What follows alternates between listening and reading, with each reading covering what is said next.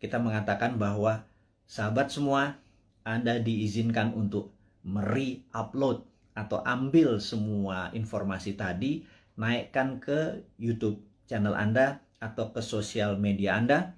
Kalau Anda mendapatkan AdSense, Anda mendapatkan benefit iklan, apapun ambil 100%. Tapi mohon jangan menggunakan nama yang menjadi trademark dari Bosman seperti nama Bosman, Mardigu, Wowi, Sontoloyo, dan lain sebagainya. Anda semua mengerti. Lalu kita melakukan hal yang seperti rutin kita lakukan. Kita memberikan pelajaran-pelajaran yang mungkin lebih spesifik. Kita memberikan julukan kepada orang-orang yang setuju dengan prinsip kita dengan nama New Mind. Sekarang pertanyaan, New Mind itu apa? New Mind adalah yang mereka mempunyai pemahaman terhadap New Economic Model. New Economic Model. Kita adalah kaum secara ekonomi tidak lagi berkiblat pada Adam Smith dan Keynesian. Kita menyebut diri kita adalah post-Keynesian atau Keynesian yang sudah kita lewati. Dan mazhab kita ini dipakai oleh Michael Hudson atau Hudsonian. Michael Hudson dengan Hudson Institute-nya tahun 1971 menyarankan pemerintahan Nixon untuk melepas jaminan emas dalam memprinting dolar. Kemudian menggunakan petroleum untuk printing money sebagai underlying dolar, dan hutang negara-negara lain untuk printing dolar. Sejak tahun 1971, Amerika awal menjadi negara superpower dan terus mengontrol dunia dengan energi dan currency.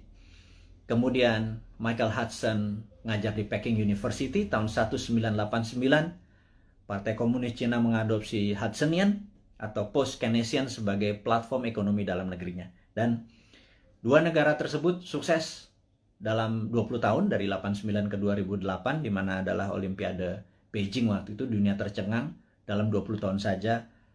China atau Tiongkok sudah menjadi negara sangat besar atau superpower. Dan dua negara tadi, Amerika dan Tiongkok, menggunakan New Economic Model berbasis ajaran dari Michael Hudson yang saat ini yang terkenal adalah muridnya namanya Stephanie Kelton. Dan itulah orang-orang yang kalau nanti 2024 kita mendapatkan kepercayaan, mungkin penasihat ekonomi kita adalah Michael Hudson dan Stephanie Kelton yang akan membawa Indonesia menjadi punya model baru, New Economic Model, di mana kita mungkin negara kita tidak ada interest atau bunga lagi, pajak turun gitu ya, berbeda dengan sekarang yang pajaknya naik. Hal ini adalah karena kita New Economic Model. Jadi New Economic Model kita menyebut diri kita sebagai New Mind. Kemudian New Mind memahami apa yang namanya geopolitik. Geopolitik adalah sebuah kekuatan geografi dari negara kita untuk kekuatan berpolitik terhadap negara-negara lain. Jadi saat ini misalnya kekuatan geografi kita untuk politik untuk menekan Singapura, menekan ASEAN, menjadi kekuatan di tengah, memanfaatkan Selat Malaka untuk keuntungan ekonomi, saat ini tidak dilakukan selama 20 tahun pemerintahan yang ada. Kenapa saya sebut 20 tahun? Karena 20 tahun adalah ukuran yang harus kita patokkan. Jadi Dubai dibangun dalam 20 tahun, Beijing dibangun 20 tahun, Tiongkok, kemudian banyak negara yang dalam 20 tahun menjadi negara besar. Jadi kita tanya sekali lagi, Ibu Mega, alhamdulillah Anda sudah 3 tahun menjabat sebagai presiden ke-5, kemudian Pak SBY selama 10 tahun, terima kasih Anda sudah 10 tahun membawa negara ini. Kemudian terakhir adalah saat ini Pak Jokowi dengan 7 tahun, jadi total sudah 20 tahun. Pertanyaan dari kaum New Mind kepada Anda semua yang kami menganggap tidak berbeda haluan ekonominya, kita bicara ekonomi dulu ya, adalah tidak berhasil membawa Indonesia untuk menjadi negara superpower. Dan kemudian tahun 2024 ada 3 informasi yang kita bisa share. Nomor 1 adalah ada isu bahwa akan diperpanjang 3 masa jabatan. Jadi incumbent bisa men-challenge lagi dirinya, dan di sini saya ragu apakah nanti tahun 2024 Anda menang juga gitu ya. Tapi nggak apa-apa, itu adalah fair fight. Jadi kalau kita nih kaum New Mind mendadak nanti challenge-nya dengan incumbent, mungkin menarik karena kita menang atau kalah pun dari yang the best gitu ya. Kemudian ada isu kedua, yaitu tidak 3 kali masa jabatan tetapi ditambah 3 tahun, seperti halnya waktu itu FDR, Franklin Delano Roosevelt, karena Perang Dunia Kedua terjadi di Amerika, dia harus memperpanjang jadi 4 kali. Jadi satu-satunya presiden yang 4 kali masa jabatan dikarenakan di extend jabatannya. Jadi minta di extend 3 tahun karena mungkin tahun 2020, 2021, 2022 masa pandemi ini tidak perform, jadi minta jabatan 3 tahun.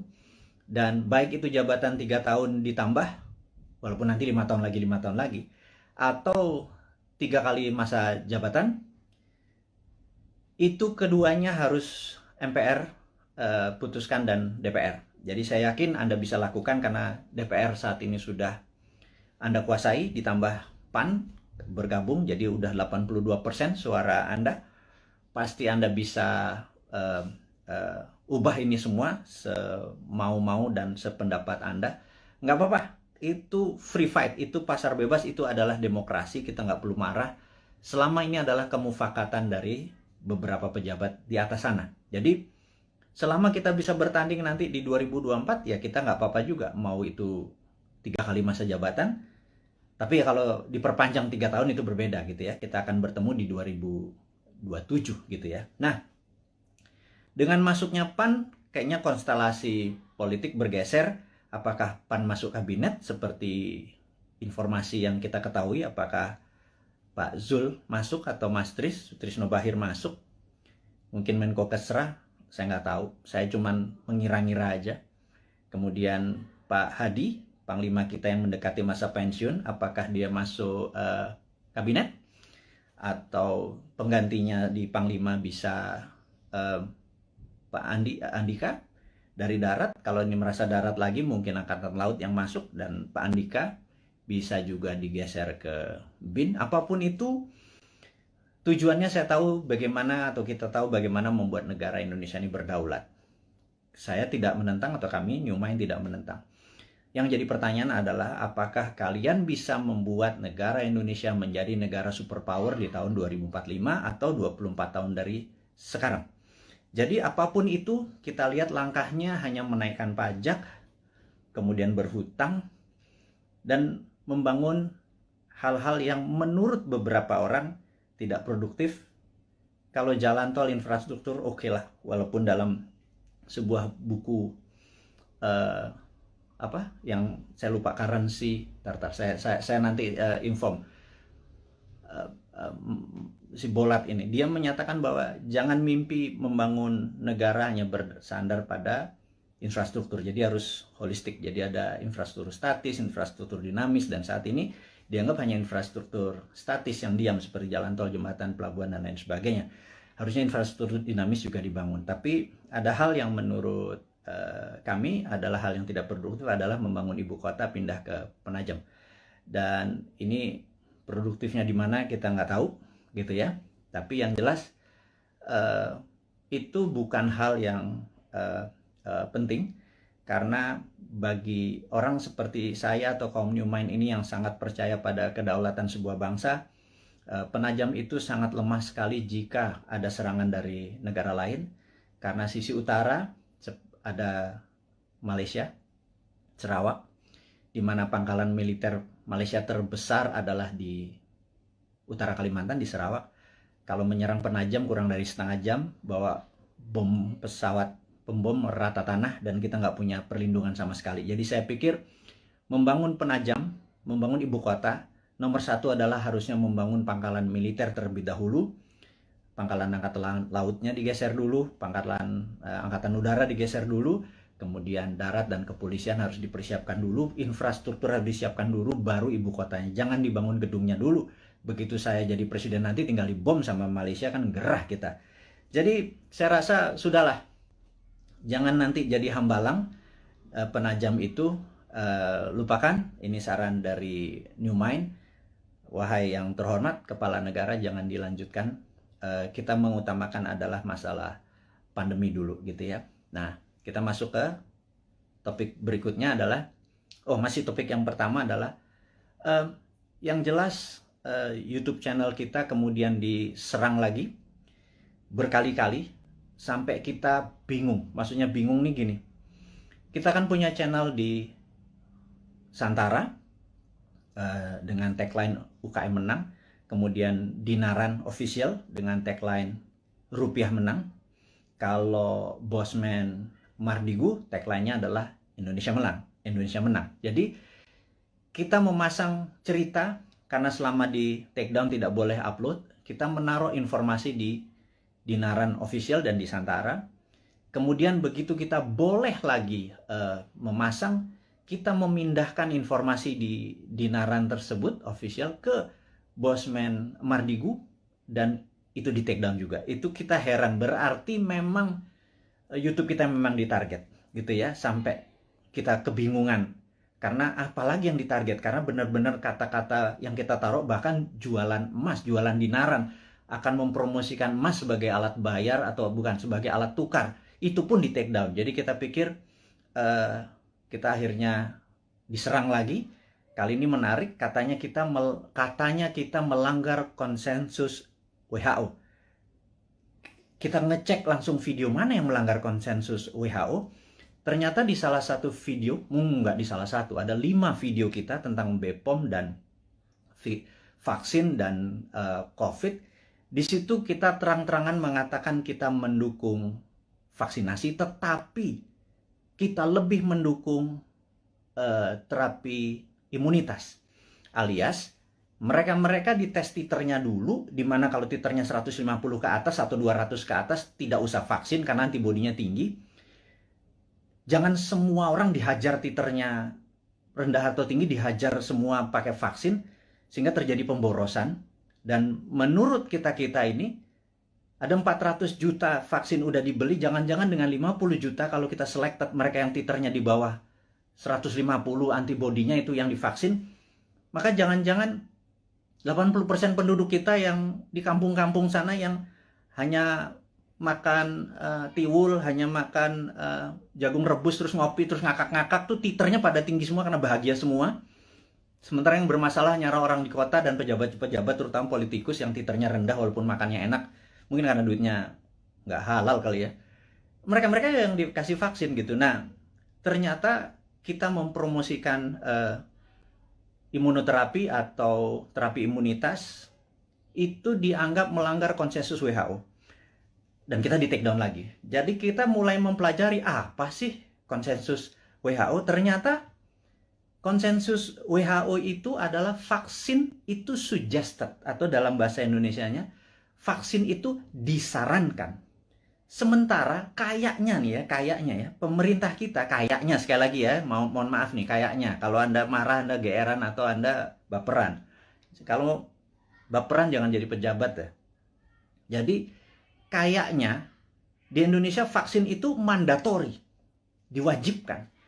Sementara WHO hanya suggested atau menyarankan. Jadi di sini kita ada sedikit pertanyaan, kita tidak melanggar konsensus WHO, tapi mungkin melanggar mandatori atau perintah dari pemerintah saat ini. Sekali lagi, kita bukannya tidak mendukung, tapi kita punya preference. Karena sahabat saya, seorang profesor yang saat ini mengajar di Cornell University, beberapa minggu yang lalu, mungkin beberapa hari yang lalu, 3 minggu yang lalu, mengatakan kalau vaksin adalah sebagai single bullet proof untuk menang melawan COVID, itu halu. Jadi dianggap delusion. Jadi menurut beliau, kalau kita menganggap atau kita berpikiran bahwa untuk menang melawan virus corona ini, vaksin adalah satu-satunya single bullet proof, itu delusion. Jadi itu kata-kata sebenarnya cukup sadis gitu ya. Karena sebenarnya ada banyak cara untuk selain vaksin. Taliban itu nggak pakai vaksin, nggak pakai masker tuh, nggak ada yang satupun yang kena. Taliban, COVID-nya takut sama Taliban, itu aja berpikir sangat sederhana. Nah, jadi sahabat semua, akhirnya kita singkatnya adalah di take down forever, permanen. Jadi mendengar hal itu terjadi, RIP, rest in peace, kita dalam waktu 4 jam langsung membuat Bossman Mardigu official. Dan entah bagaimana, tahu-tahu ada 5-6 akun mirip-mirip, ada Mardigu Wowi official, Mardigu Bossman Mardigu unofficial, apapun itu. Saya minta dengan segala kerendahan hati dan dengan segala hormat Anda untuk mengganti dengan nama, jangan pakai trademarknya Bossman. Sekali lagi saya dengan hormat memohon Anda untuk mengganti, karena saat ini orang begitu membuka akun tersebut menjadi tidak terdistract gitu ya dengan penampilan Anda tersebut. Saya tahu niat Anda baik, tetapi saya sudah wanti-wanti, jangan pakai nama trademarknya Bossman, tapi videonya Anda upload, Anda re-upload, Anda share, Anda berhak atas itu semua. Tidak ada hak paten atau right yang saya tuntut, tidak ada. Tetapi jika ada orang keberatan, sayalah keilmuan tersebut yang akan dipertanyakan. Jadi Anda tidak akan bertanya. Jadi sekali lagi, saya mohon maaf untuk Anda. Saya minta dengan segala hormat untuk mengganti channel tersebut, sehingga Bossman Mardigu official adalah satu-satunya akun. Dan ke depan kita akan punya gaya lain, punya genre lain, punya aliran lain, demi membuat Anda semua mengerti otot atau muscle knowledge atau otot bernegara yang lain yang akan kita ajarkan, yang akan membuat kita menjadi negara besar superpower di 2045. Dan di sini Anda akan selalu mendengarkan kata-kata berulang, yaitu New Mind 1, nomor 2 adalah 024, di mana kita target 024 adalah New Mind sudah mendapat mandat. Itu bukan berarti Bossman atau seorang Mardigu menjadi presiden, tapi kita berharap dalam 3 tahun ke depan, ya, kemarin kita udah punya 171 juta viewer. Kalau satu orang menonton 10 video Bossman, maka ada 17 juta sahabat Indonesia yang sudah menonton video Bossman. Kalau kita menarget 1 miliar viewer dengan teman-teman, ada sekitar 100 akun bersama-sama. Kalau 1 miliar viewer ditonton, maka kalau satu orang nonton 10, ada 100 juta warga Indonesia sudah terkena dengan New Mind. Saya harapkan secara pribadi 70% menerima konsep tersebut. Kalau 70% menerima konsep tersebut, ada sekitar 70 jutaan orang. Itu sudah hampir 50% dari mata pilih di 2024. Dan inilah yang menentukan course atau Indonesia mau kemana nantinya. Maksudnya begini, sahabat semua, sahabat muda, saya mengkhususkan Anda yang berjiwa muda dan masih muda, yang saat ini umurnya 40 tahun paling tua atau 40 tahun ke bawah. 3 tahun lagi paling tua adalah 43, 45 mungkin ya. Dan Anda yang berusia 45 tahun ke bawah, di tahun 2024 Anda adalah merupakan 71% mata pilih. Sebenarnya Anda lah yang menentukan negara Indonesia ini mau kemana. Masih bergantung pada IMF? Monggo. Masih berhutang? Monggo. Pilih aja siapa-siapa yang kira-kira mirip-mirip dengan genre-genre atau aliran 3 presiden terakhir. Pak Bu Mega, Pak SBY, dan Pak Jokowi gitu ya. Atau Pak Jokowi itu sendiri. Jadi, kalau Anda masih mau miring ke Tiongkok, pilihlah yang kita sebut para old mind. Jadi, kalau nanti di 2024 Anda masih memilih old mind, ya nggak apa-apa juga gitu ya. Ya sudah, saya secara pribadi tidak kalah, tidak menang. Tapi saya akan bilang ke anak cucu kita atau kita semua ya saat ini, yang hampir 7.000 sahabat yang saat ini bersama-sama menonton live IG-nya Bossman ini. Saya mohon dengan amat sangat, Anda fight untuk hak Anda, Anda fight untuk cucu turunan Anda, sehingga nanti Anda berkata bahwa anakku atau cucuku, dulu eyang, dulu mbah, dulu Pak Ade, dulu apapun itu, kita fight untuk membawa Indonesia dengan memberi pelajaran baru supaya Indonesia menjadi negara berdaulat superpower di 2045. Tapi kami kalah. Di 2024 ternyata yang dipilih adalah old mind juga. It worth a fight. Jadi kita bisa punya cerita bahwa been there done that, ya gue kalah gitu ya. Tapi kalau kita menang, percayalah, New Mind akan membuat Indonesia menjadi negara superpower di 2045. Detailnya kita selalu urai di dalam 1000 video ke depan dalam 3 tahun, 1000 itu hampir 3 tahun. Itu akan mengurai dengan rinci apa yang harus kita lakukan mulai dari sekarang sampai 2024, dari 2024 sampai 2045. Kita rinci bagaimana Indonesia untuk menjadi negara superpower year to year-nya. 2025-nya ngapain, 2026-nya ngapain. Saya tidak yakin bahwa satu orang pun yang saat ini mencalonkan atau ingin menari menjadi presiden atau menjadi wakil presiden di 2024 punya konsep untuk membuat Indonesia menjadi negara superpower. Saya ragukan itu. Karena yang mereka lakukan adalah populerisme. Ingin menjadi populer, dengan populer mereka diharapkan mengambil hati rakyat terus mereka memilih. Yakin kita nanti begitu dia jadi, dia bingung mau diapain negara ini gitu ya. Beda dengan New Mind. New Mind tidak ingin menari untuk menjadi presiden, tetapi konsepnya yang akan kita bawa agar siapapun yang nanti menari di 2024 membawa konsep ini yang akan membawa Indonesia menjadi negara superpower di tahun 2045. Itu 24 tahun dari sekarang. Jadi kita harus bersiap-siap menuju ke tahun 2045, dan kalau kita mundur 2029 atau 2034 telat kita. Ya, sekali lagi. Nah, sahabat semua, jadi saya rangkum sesi pertama, yaitu mengingatkan untuk Anda mensubscribe Bosman Mardigu Official, dan tolong sebar dan viralkan. Kemudian isinya mau di re-upload di YouTube channel Anda atas nama Anda pribadi, monggo. Karena kita akan fight dalam jangka panjang, dan jangan lupa Anda harus mempromosikan Anda punya YouTube, IG tadi, dan lain sebagainya. Karena jangan Anda menunggu bola, Anda hanya menggunakan video Bosman, harus terus mengharapkan orang nonton, kemudian mengharapkan AdSense. Nggak bisa begitu. Anda harus berkeringat untuk apapun yang Anda dapat. Anda promosikan video-video tadi di video YouTube channel atau sosial media Anda. Dan tadi pagi saya heran, saya naikkan sesuatu di IG. IG ini saya agak sedikit deg-degan. Karena di Agustus kemarin 5 kali kita diperingati. Bahkan kita ada kata-kata ganyang koruptor, itu di take down. Itu cukup kaget saya. Jadi rupanya apapun yang ditulis, di caption oleh Bosman, bahkan video dari orang lain yang penontonnya cuma 300, kita ambil, kita upload di tempat Bosman.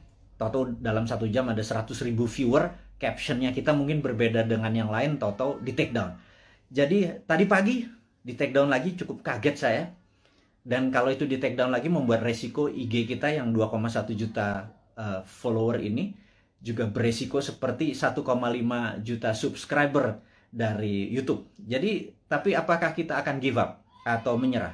Sahabat semua, perjuangan kita tidak akan pernah menyerah walaupun kita mulai dari nol lagi, tetapi ilmu-ilmu kita dan ini pelajaran-pelajaran kita akan terus berikan. Kita tidak melawan, tetapi kita akan bekerja dengan dengan semangat kaum New Mind. New Mind itu nggak ada matinya. Die hard New Mind itu nggak ada matinya. Nah, sahabat semua, kita akan membicarakan topik baru.